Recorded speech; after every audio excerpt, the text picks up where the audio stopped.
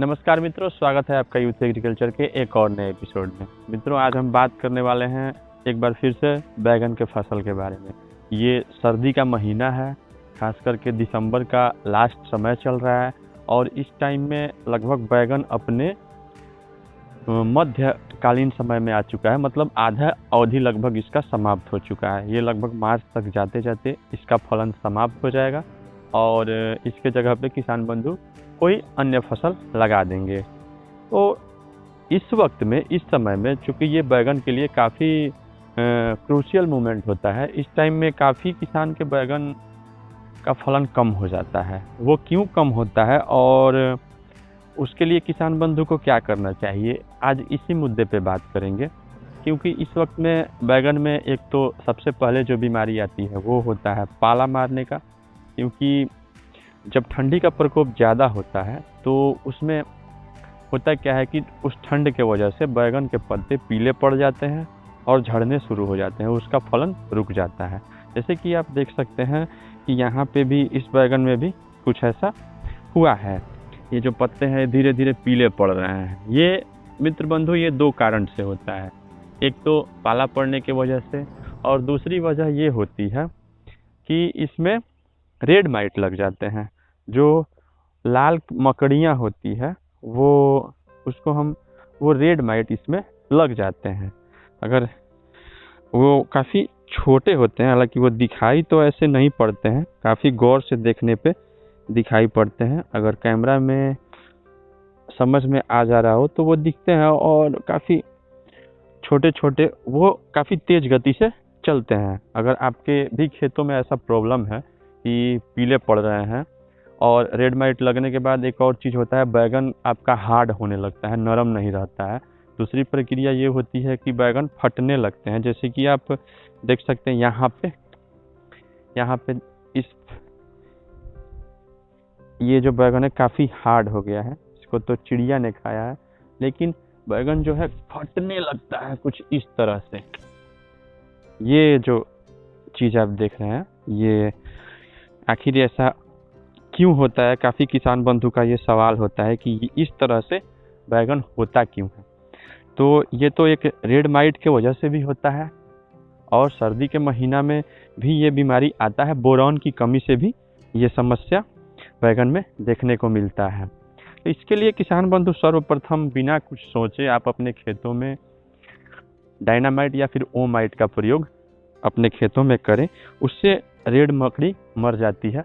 Bio empower एक शाही company का दवा भी इसके लिए काफ़ी कारगर होता है। और जब भी रेड माइट की दवा का आप प्रयोग करें तो आप उसमें स्टिकर का प्रयोग जरूर करें। खासकर सिलिकॉन बेस अगर स्टिकर हो तो उसका प्रयोग जरूर करें, क्योंकि ये हमेशा ये पत्तों के पीछे होती है। हर पत्ते के पीछे ही ये छिपी होती है, चाहे वो रेड माइट हो या फिर वाइट फ्लाई जिसको हम बोलते हैं। इसमें अभी इस बैगन में वाइट फ्लाई काफ़ी ज़्यादा मात्रा में है। ये देख सकते हैं यहाँ पे, इसको थोड़ा दिखाएंगे।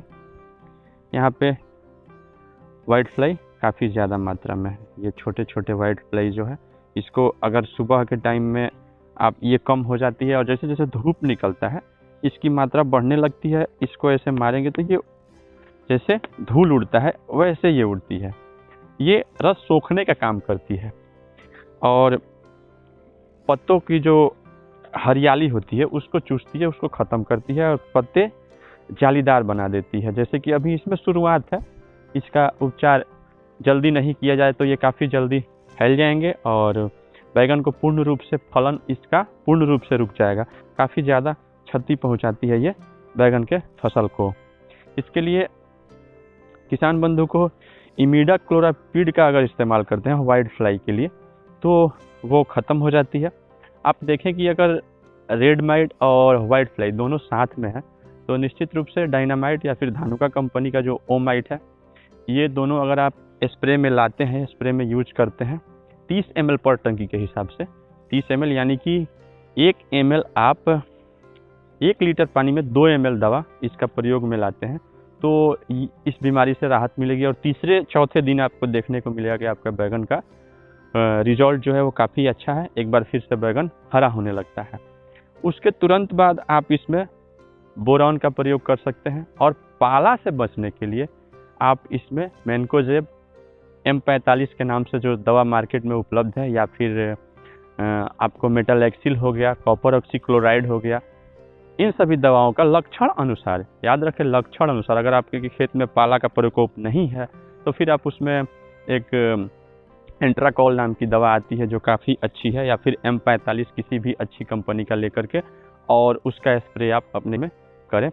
मैनकोजेब का जब भी प्रयोग करें M45 का, तो उसका प्रयोग 50 ml 1 टंकी पानी में, यानी कि 3 ml लगभग 1 लीटर पानी के हिसाब से उसका स्प्रे आप अपने खेतों में कर सकते हैं। उससे आपके बैगन में फिर से हरियाली आएगी और फलन पे कोई असर नहीं होगा। आपका बैगन हमेशा फल देते रहेगा और तब तक देगा जब तक आप चाहेंगे, जब तक इसका सीजन है, जब तक ये फल दे सकता है, तब तक ये अपना सर्वश्रेष्ठ फलन देता रहेगा। इस हिसाब से आप पाला के प्रकोप से बच सकते हैं। आपको अगर लगता है कि आपके बैगन में पाला पूर्ण रूप से बैगन को क्षतिग्रस्त कर चुका है, बैगन पाले से ग्रसित है, तो उस वक्त में आप मेटालेक्सिल का प्रयोग करें।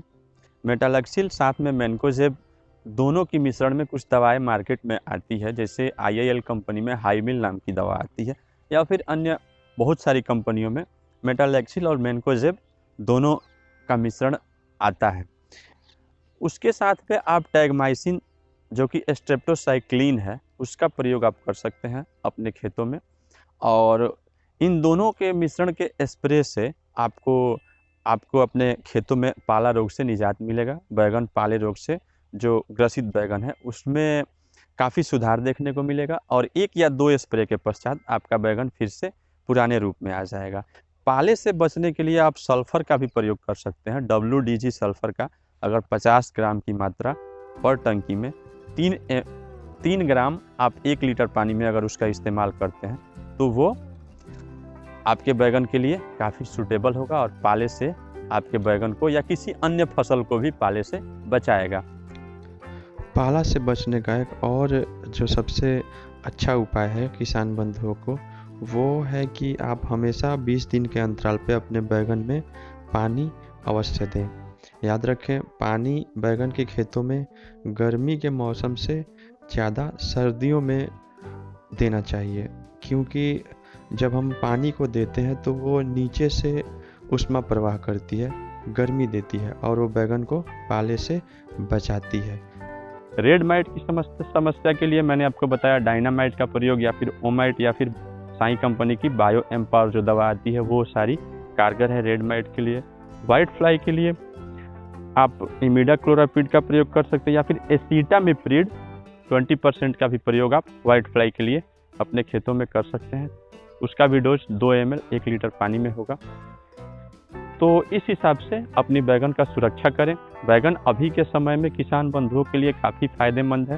इससे किसान बंधु काफ़ी अच्छा इनकम कमा रहे हैं और ये चूँकि भारत में सब्जियों में काफ़ी ज़्यादा, लगभग हर घर में बनती है बैगन की सब्जी, और ख़ास करके शादी ब्याह के सीज़न में इसकी डिमांड काफ़ी ज़्यादा होती है और इसका रेट भी आसमान छूता है। तो इस हिसाब से आप अपने बैगन का ध्यान रखें और इससे अच्छा इनकम कमाएं, मुनाफा कमाएं और यूथ एग्रीकल्चर देखते रहें। अगर आपको कोई समस्या, कोई सुझाव हो तो कमेंट बॉक्स में ज़रूर दें। मिलते हैं फिर अगले वीडियो में किसी अगले टॉपिक पे। तब तक के लिए धन्यवाद। याद रखें, देश के जवान और देश के किसान का हमेशा सम्मान करें। नमस्कार।